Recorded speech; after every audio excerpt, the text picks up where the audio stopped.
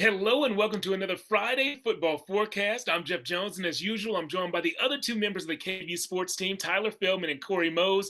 We're going to talk about the Longhorns' upcoming game against Oklahoma State. You know, they're coming off of a pretty much a nail-biting win against Iowa State, and now they go away from home and play the number 11 team in the country.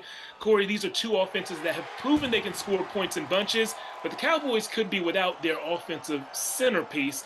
Spencer Sanders recovering from a shoulder injury. If he's not able to go, how big of an impact will that have? Well, we're being realistic. We're talking about the preseason All Big 12 quarterback. He was voted by the media to win that award. And so it's a pretty big deal.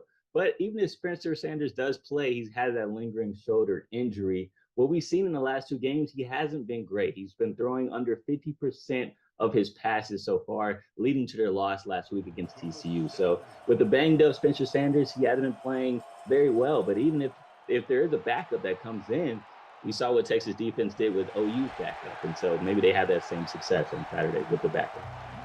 Yeah, and the stat that our research department, which is me with Google, looked up a moment ago, is that Spencer Sanders has missed at least one game every season he's been the starter at Oklahoma State. He's missed 5 in total.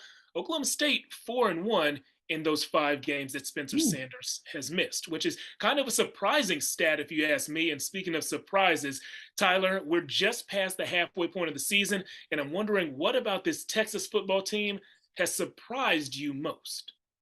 2 words: culture, stability.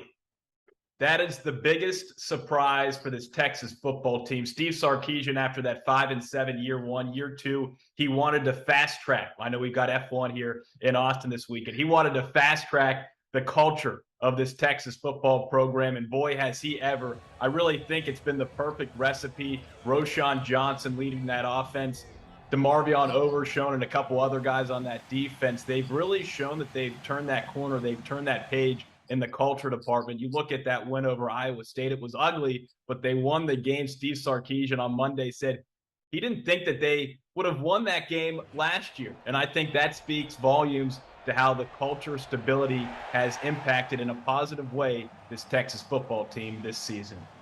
Culture stability. I like that a lot. What I also like and what surprised me most is a specific player on defense. Jalen Ford, number 41, pops in every single game. We saw flashes last year, but he wasn't really even a mainstay at the linebacker position last year. But for him to get that starting job and show us why he earned it and how he earned it every single game, he's been a positive surprise in my eyes.